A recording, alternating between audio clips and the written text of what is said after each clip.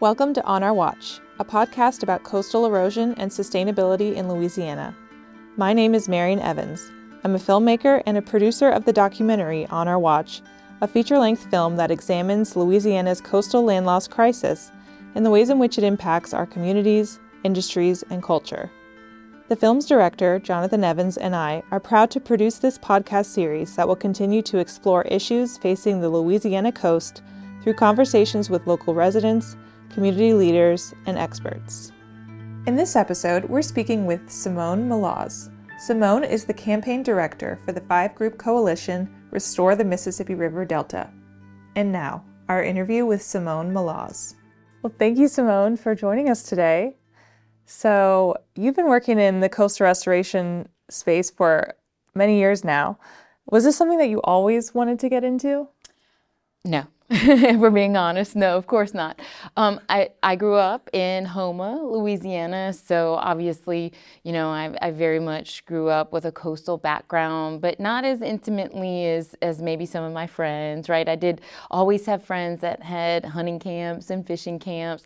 I had friends that had boats before they had cars, but that's not really a life that I loved. I went away to school. I ended up coming back because I didn't like it. And I think that probably started to build my appreciation for the uniqueness of where we live. And then I started my career definitely in a different path. I was working at a hospital in the first 5 years or so of going through college and in my early career. So this was definitely an abrupt change. When I worked at the hospital, DNR meant do not resuscitate, of course, and then talk about switch gears. And now my new life, it means the Department of Natural Resources. So no, and as a matter of fact, if you would have asked little Simone, I would have never thought that someone could have a whole career working on this issue. And now I think about the hundreds, if not thousands, of extremely talented people that are working on it with me. Very interesting. So would you say that you have a close relationship to nature? Is that something you've developed? I think if you ask my friends and family, they would definitely say no. I think it's different about how you appreciate things, right? I think that, nature here in Louisiana is part of that, is what makes it unique. And I love that aspect of it. I love that on any given day, I could be on an airboat, or I could be sitting in an office, or I could be at the Capitol doing policy. So I do understand how unique Louisiana is in its natural aspect, and that is probably threaded throughout our entire culture and the way that I grew up and the way that I want my kids to grow up. Yeah, that's interesting. So it's like you don't have to be out there in the water every day to appreciate it. Yes, and that's a very good point. Somebody like me, I have a communications background. I don't love science. I love birds. I love these things, right? But I love the other aspects of it as well. And that is something that you can find in coastal Louisiana. No matter what you're passionate about, you could probably find a common denominator in coastal. Yeah, absolutely. So you are the campaign director for Restore the Mississippi River Delta, which is a coalition of 5 different groups. Right. Can you tell us what those 5 groups are and a little bit about what your role here entails? Yeah, good question. So we get that question a lot, especially with a name like Restore the Mississippi River Delta, right? Pretty broad. Prior to this, and you've had some guests on your show before, I worked at Restore or Retreat. And so even that name was pretty straightforward, So coming back to Restore Mississippi River Delta, we are a coalition of 5 organizations working together all in the same mission. The organizations separately were doing some work prior to Hurricane Katrina, got really more active after Katrina, and then really formally galvanized at the oil spill in 2010. So you saw this evolution of us as a coalition. You'll hear us use campaign or coalition interchangeably. It's really because we're a campaign coalition because we're working on this one mission where we all come together and we're thinking about how we can restore Louisiana's Delta, right? And really the national delta here. So those 5 different partners all contribute different resources, mostly staff members, to this team. And then we have different goals that we want to accomplish. It could be advancing priority projects or finding funding for those.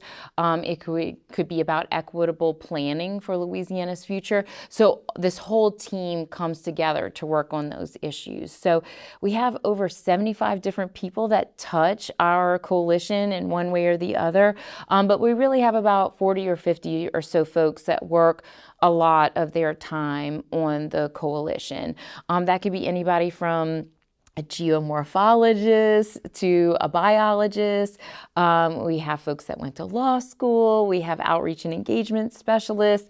So we really have this unique and diverse team, but again, all still working on that same mission. And I guess I'm the kind of band director for that. Great. And so just for our listeners here, can you tell us what the 5 groups are? Right. So the 5 groups are the Environmental Defense Fund, the National Audubon Society, National Wildlife Federation, and then Pontchartrain Conservancy and the Coalition to Restore Coastal Louisiana. They've been together since the very beginning. And I know that's a little unusual in coalitions because sometimes, folks can come or go. But those groups have been working together in one way or another for a very long time. Okay, great. And so for people who may not know, can you give us a quick rundown of what is the Mississippi River Delta and why is it so important? Yeah, that's a very good question. So it means lots of things to lots of different people. Of course, it's the place where I grew up, where many of us grew up. For other people, it's the thing at the end of the Mississippi River, right? So a lot of times we think about and have been thinking more about this connection to the other states that are part of the Mississippi River Delta. For some people, it's about wildlife. Some people, it's about jobs, right? So whether it's the environmental aspect of the Delta or if it's the economic aspect of the Delta, and what it provides to us. So essentially, we're thinking about anything between the Atchafalaya all the way through a couple of different basins along there. But we do not want to forget our friends out in Southwest Louisiana, just because they're at the Chenier Plain. There's so much to do and learn and things that we have to do out in Southwest coastal Louisiana as well. So while we are restoring the Mississippi River Delta, we're really thinking about Louisiana's coast from one end to the other. Sometimes that's really hyper-local. That's about putting a project in a certain place.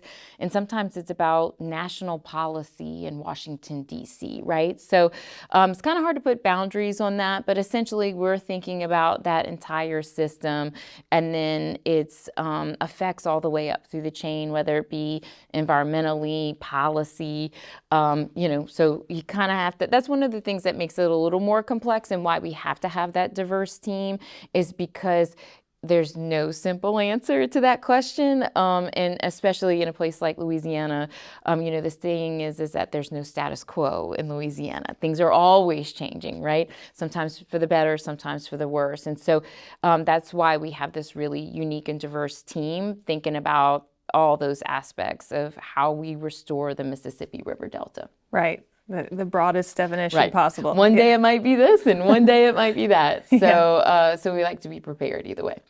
Right. So what is it like to be a leader and a communicator for the 5 different groups within Restore the Mississippi River Delta? And what are the challenges to doing that effectively?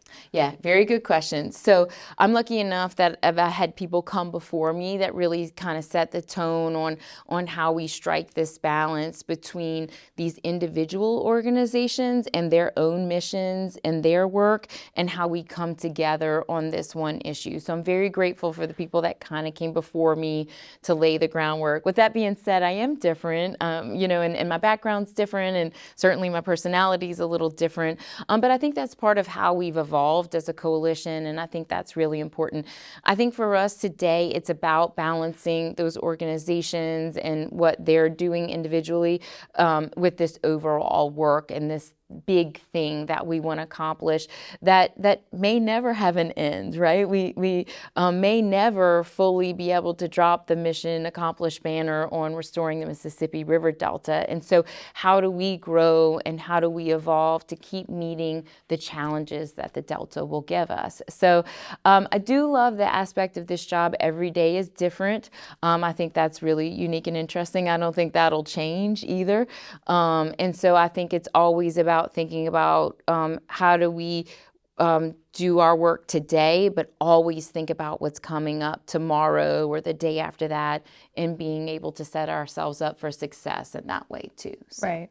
It's probably a balancing act All the with time. all the 5 groups. All the time. Yes, definitely. What do you think is the benefit to bringing them all together under one umbrella? Yeah, I think that we are that common denominator. We are the stability. We have been through multiple changes in state, federal, and local government. We're the constants there, right? And so in a lot of ways, that is what coastal Louisiana needs, is a constant there. You need to know what happened in the past and to why you're doing it this way in the future. And so I think the nonprofits in this space represent just that. The fact that we can, contribute resources that we can all put together, despite what our email address says where we work, right? We all work together. That's been such an interesting dynamic for other folks that are interested in coalition work to look at us to say, how do y'all do that? What successes have you had? What challenges have you had? And this idea that the synergy of all of us working on this together is really critical to our success. And so, but with that, we have to keep changing and keep evolving to meeting the challenges that coastal Louisiana throws at us. But I think that is something that we're very proud of, is our history, but also kind of this idea that we've all come together and stayed together no matter, what we have looking forward. Yeah, you're stronger together. Yeah, stronger together, for sure. Speaking of working together, you probably know better than anyone that coastal restoration work requires a lot of different cooperation between different sectors of society, whether it's on the political side, the scientific community, the fishing community, regular citizens. What do you think is the key to keeping folks engaged in this type of work long term, even though sometimes it's difficult to work together and get things done? Yeah, that's a really great question, because it is a lot about communication, right? It's and some of my colleagues are doing really amazing science work. But if the people in the communities that are impacted don't understand that science work, right, is that really a success? So much of what we do comes down to communications, but it really matters about your audience, right? So I talked about the different things I could do every day. A lot of us, you could talk to a legislator that has, control over how much money they give you. You could be talking to a person within a community that's going to be affected by this project, right? So the communication's important, but also knowing your audience and knowing what they need to hear, what they want to hear, and that definitely being a two-way street. So I would say that that's been really important to our coalition, is this idea of communication, science communication, and it being two-way communication, right? Hearing from the community, making sure that they have an input in the plan, and making sure that they understand maybe the coastal master plan and the risk that it's outlining for them, and vice versa. So in a lot of ways, we could be a liaison and we can help communicate that. But it is tricky. It is really tricky to make sure that you're not using shorthand or shortcutting very important fundamental ideas. But it really comes down to knowing your audience and also building a level of trust with them as well. And I think that has helped us as a coalition. We've been around for a while. So many of us grew up here, have been here for a very long time. So I think we've earned a lot of trust. That's not to say that we don't have to keep earning it every single day, which is the new challenge that we have to meet as well. Right. So it's just keeping that communication flowing between the different groups. Yeah. Yes, definitely fundamental to our success. I think we're starting to see, where, state agencies, local governments, they're starting to see that as well. Engagement on the front end works so much better than having something done to you on the back end. And I think that's important to our work here as the coalition, is making sure that that's ongoing. Right. People want to feel like they're part of making these decisions. Absolutely. And that information is accessible, that we're meeting people where they're at. A meeting in Baton Rouge is not something that many people can go to, right? So how are we flipping that script? Can they come to them? Can we make some of them virtual? Can we make them in the evenings? That's even why we got into a little bit of, translations and having materials be accessible through the libraries. We want to make sure that we're having information brought to people where they are. We also understand that in coastal Louisiana, it's a lot of information coming at you all the time. And so we have to think about if folks are having, fatigue in that, or like what's going on in their own lives. 2 years after Ida, we still have people that are not back in their homes. We have still people that are fighting with their insurance companies. And so we have to understand what they're going through today too, before we hit them with a, overload of information about something else too. So we have to understand that about our audience too, what's happening to them in their lives, what's happening around them. And so here in coastal Louisiana, and especially now, I think that's really important. Yeah, definitely. So what would you say are some of Restore the Mississippi River Delta's biggest coastal restoration goals or projects right now? Yes, so we have a couple, right? So of course we still want to make sure that projects are advancing. We have, these really, really big projects. We also follow smaller projects. They're fundamental to communities and what affects them. And so a lot of projects are maybe just in design and engineering. We want to see them permitted. We want to see them put in the ground. We want to make sure that they're talking to the communities all along the way. So there's really fundamental things like that we want projects built, right? And we want science-based projects that have benefits to the community built, and those kinds of things.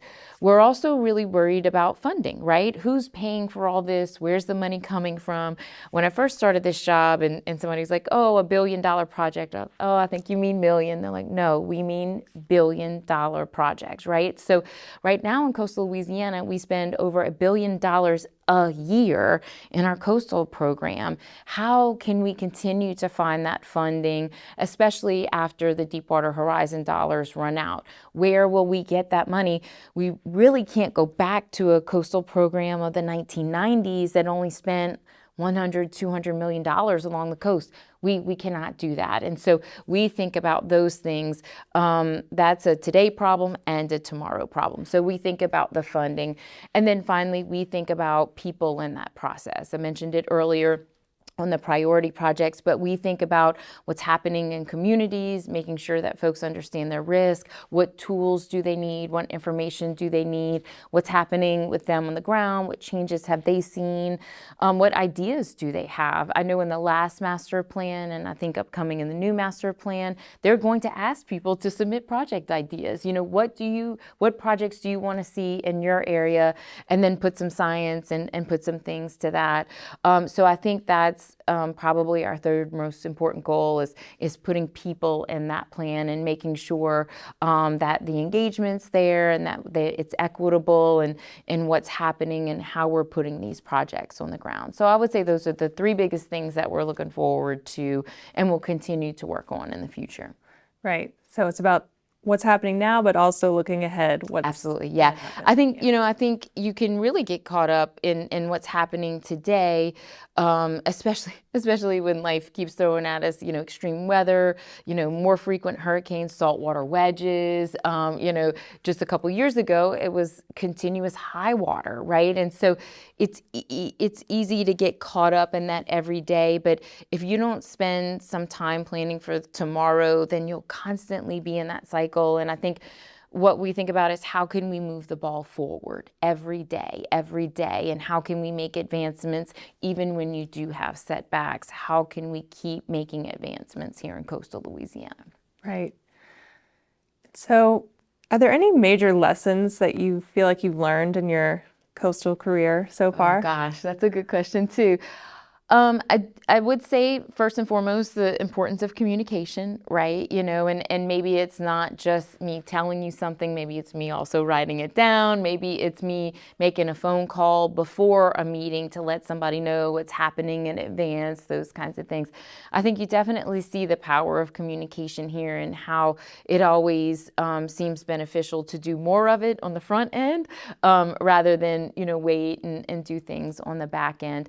I think also this idea of putting resources together, right? And not just because we see the success of the coalition, but we also have some really amazing community partners that we also work with consistently. They work on other things and they help us in this space as well. And so I think that collaboration is really, really important to coastal Louisiana. That includes state government, local government, et cetera. So I think communication and collaboration are really important. But those are also two things that you always have to work on. You always, you can't just take it for granted. It's like a relationship or a marriage, right? You have to keep working on those things to continue to be successful. Yeah, it's kind of a never-ending quest. Never-ending, Yeah. Yes. It's just when you think you have it, maybe not. Yeah.